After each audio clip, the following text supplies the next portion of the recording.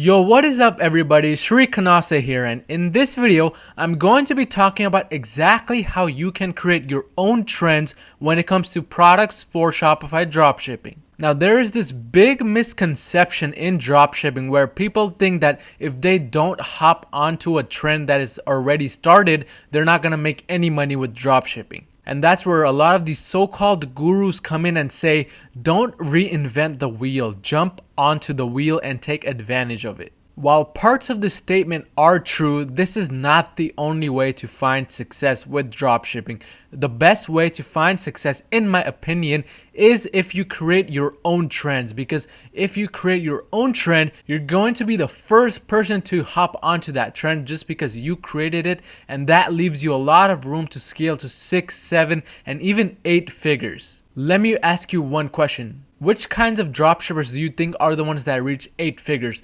Those that just hop onto the wheel that somebody else created and try to take advantage of that, or those who create their own wheels? If you said those who create their own wheels, you're absolutely right. I know this for a fact because this is exactly what I did for my first winning product in dropshipping. The first product which ever sold for me had barely any orders on AliExpress, I think around 40 orders. And what I did is I created a story around that product. And this is a story which no one else had even thought of creating. So I created a story around that product, added tons and tons of meaning to that product, and it started to sell like fire. And within the first month of selling that product, I had already crossed the 6-figure mark. If this product, on the other hand, had already been selling previously by other dropshippers, and if it had already gotten thousands and thousands of orders, I don't think I would have achieved success so fast within a month. So I'm going to be giving you the exact strategy as to how you can go out there, find products which you can create trends around, and create those killer ad copies which will get you the sales. But the first thing you have to do in order to find success with this strategy is smash that like button and subscribe while you're at it. Just kidding. I mean, if it's good if you did that too, but without wasting any more time, let's just jump right inside my computer and go over the exact strategy. Alright guys, so the first part of the strategy does involve having the right product, because no matter what you do, if you don't have the right product, it is really going to be hard to create a trend around that product. But with this strategy, you have a much higher chance of achieving those 6-figure, 7-figure, and 8-figure levels just because you're the one that's creating the trend. So the first step in order to create the trend around the product is to actually find the product itself. And basically what you will be doing is you will be finding a product first and then either doing a one product store around that product or creating a niche store around that product. So whatever niche that product is in, you should create a niche store and add more items in that niche within that store. I don't recommend that you do a general store if you want to really create a trend around the specific product,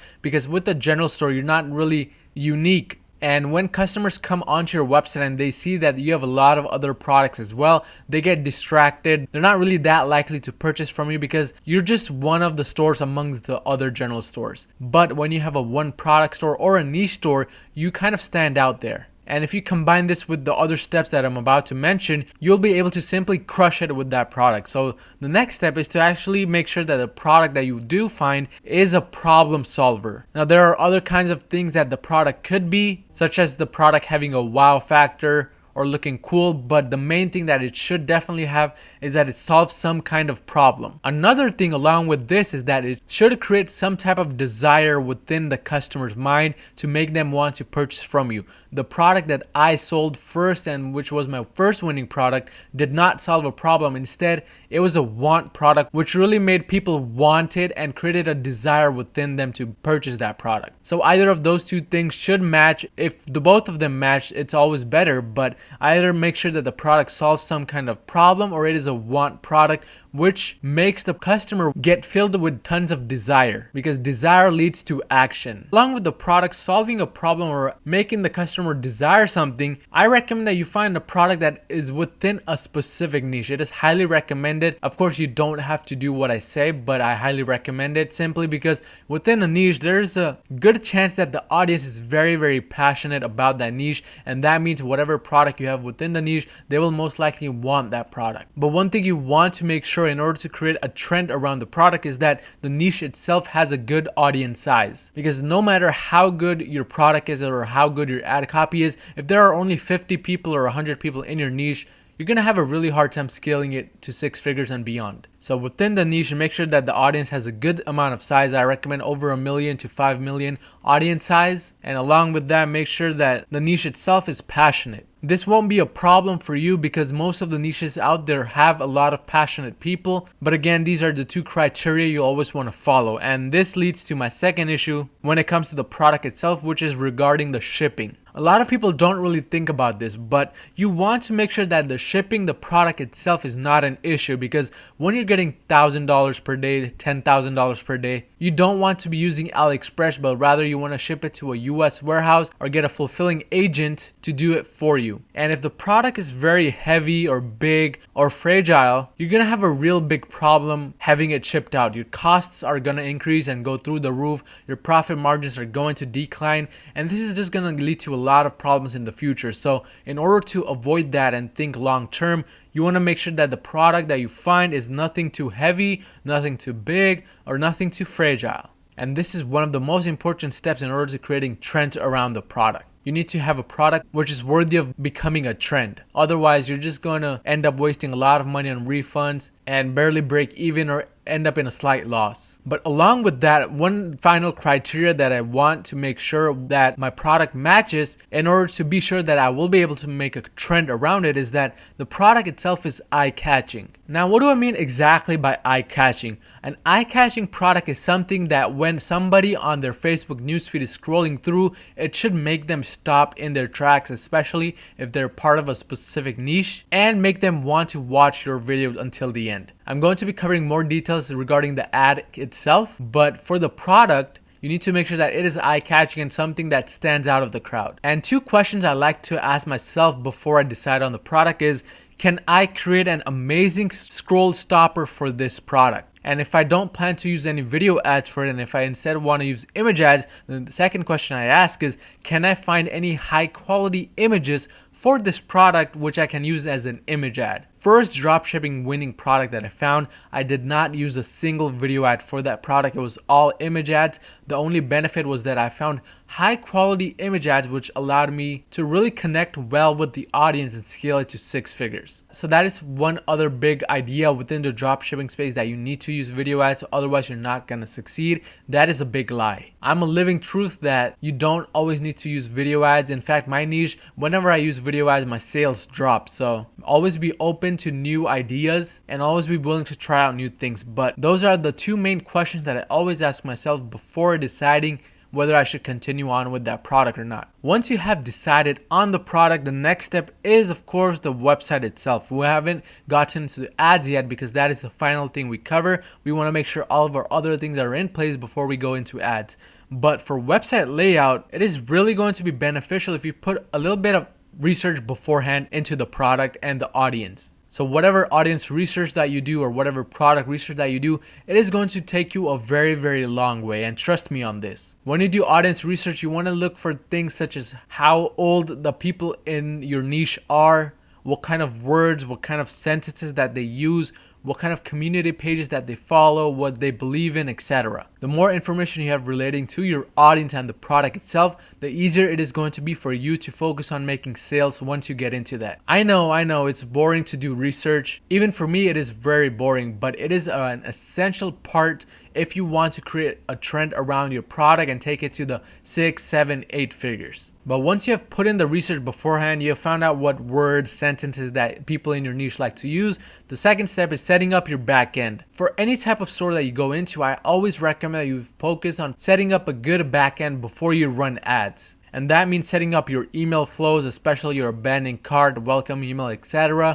followed by your retargeting and also SMS messages. This is a big one and also where a lot of my ROAS comes from. So these are some things you don't want to avoid at all costs. Even though you're pretty excited to go right into ads, be sure to spend some time doing the back end stuff and creating a website which is professional and unique. But once you have done all of these things, now we can go into the ads. And for the ads themselves, the strategy is not too different. So when it comes to ads, one thing you really want to do is you want to focus more on the ad copy, the video ad or the images that you used followed by the text, rather than on how you test. So it doesn't really matter how many ad sets you create. You could create 5 ad sets, 10 ad sets, you could launch a CBO. The most important thing that you should always be focusing on is the ad copy itself. A lot of people get stuck up on how many ad sets to run, whether you should do WhatsApp placement or Facebook feeds placement or auto placement, what optimization window to use, etc. Forget about all of that. Just follow one of my other videos if you literally have no idea what to do. But the most important part is, of course, the ad copy itself. So focus 90% of your time on that. But for the ad copy itself, you should not be just creating one single ad copy and hoping that it works. Instead, you should be testing multiple angles for the ad copy. When you start off testing, I recommend that you have 2 to 3 ad copies per ad set. And instead of just stopping the ad set itself or stopping the ad copy, if it doesn't perform well or if it doesn't get you purchases within your target cost per purchase, you should be cycling in new ad copies after 3 days. So after 72 hours, look at the ad copies and look at the stats. If you're not sure as to what stats to look at, again, watch one of my videos. The link should have popped up in the top right and also have the link in the description below. But you want to continuously cycle in new ad copies after 3 days of testing, and you want to do this at least 5 to 10 different times. So basically test 5 to 10 different ad copies before completely shutting off an ad set, because after you have tested 5 to 10 different ad copies and the ad set itself, meaning the audience is not interacting well with your ad copy or your product,